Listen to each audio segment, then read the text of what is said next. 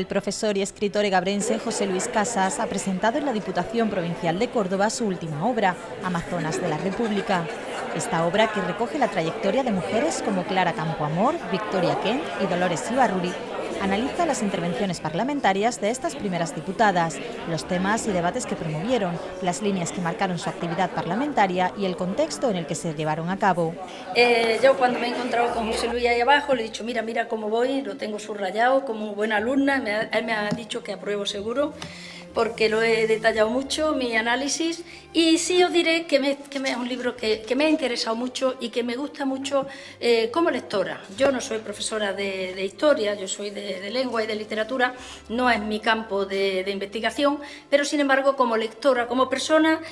interesada por nuestra historia, me parece que es un libro necesario. Ahora nos hablará Carmen Calvo de él, y sí os diré que me ha gustado especialmente unas palabras en las que dice José Luis. Dada esta carencia, hace años recurrí a la elaboración del cuadro que figura en estas páginas con el fin de que en mis clases se tuviese información al menos de sus nombres. Me ha gustado mucho leer eso porque a mí me parece muy necesaria la labor del profesor, la labor de la persona investigadora que además quiere transmitir su conocimiento para que otras personas lo puedan conocer. Este trabajo se inserta dentro de lo que tradicionalmente se llama la historia de las mujeres, la biografía, quiénes son las autoras, sobre todo las que en el primer tercio del siglo XX se han ocupado de su relación con la política hasta el final de la Segunda República. Aunque hay algunos trabajos aislados en torno a este tema, con esta obra se aborda por primera vez de manera coral la labor de estas primeras mujeres diputadas, huyendo de un orden cronológico. Este libro es un estupendo libro de historia, es el estupendo trabajo de un magnífico historiador, pero es también un libro de memoria histórica, es un libro que nos obliga a recordar cosas que han ocurrido de manera objetiva, certera y verdadera, que insistentemente las desconocemos en esta pertinaz, entre comillas, manía que tenemos los españoles de no querer saber nada de nosotros mismos, y particularmente del periodo democráticamente anterior al actual, que es la Segunda República Española, y de la vida de estas 9 mujeres. Cumple también en este punto justicia a la memoria, y en este caso justicia a la memoria de las mujeres, de 9 mujeres que tuvieron muchas dificultades para hacer el trabajo que hicieron, y a las que todos y todas otras mujeres que hemos hecho vida política en democracia le tenemos que rendir pleitesía, a todas, a las 9, pero particularmente a una de ellas, de las que ahora hablaré. Así que me gustaría ser religiosa y pensar que esto es una misa civil en una catedral, que es la Diputación, en homenaje a ellas. Lo digo siempre porque siempre que presento un libro me pasa lo mismo: qué cuento, qué no cuento, qué digo y qué no digo. Primero, para no estropear el protagonismo verdadero que es del libro y del autor, y en segundo lugar para no estropear también el descubrimiento que supone para cada persona cuando lee un libro ir justamente aventurándose en él. Yo hace unos años me planteé el que, como en los programas de historia de España apenas se nos daba tiempo a detenernos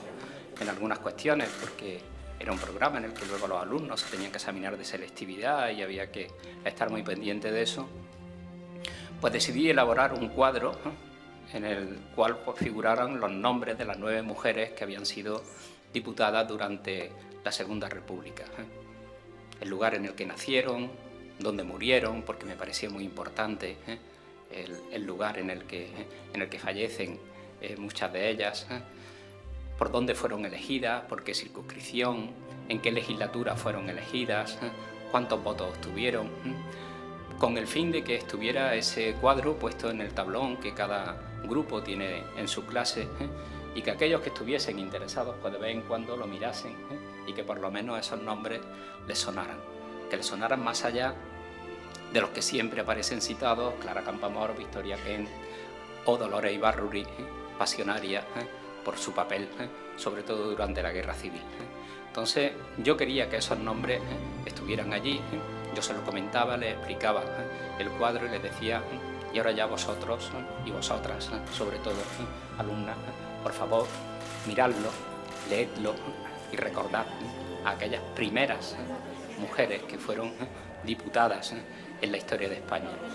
Porque fue un momento, el de la Segunda República, en el que se produjeron avances muy significativos, que no vamos a desglosar aquí, pero que luego, sin embargo, se produjo un retroceso muy importante. Yo recojo una cita al principio del libro que nos hace ver de qué manera a las mujeres se les empieza a dar otra consideración inmediatamente después de la guerra. Es un folleto que se publica en el año 42, donde un sacerdote, un arcipreste de Montilla, se dirige a las jóvenes de Montilla. El folleto se llama así, a las jóvenes de Montilla. Y dice: Dios señala a cada uno el camino que debe recorrer para salvarse. Dios tiene determinado si has de vestir el hábito religioso, si has de lucir las galas de casada o has de permanecer en el estado de soltera para los fines que Él, con mayúscula Él, se proponga en orden tal vez para los demás y siempre para tu bien. Es decir,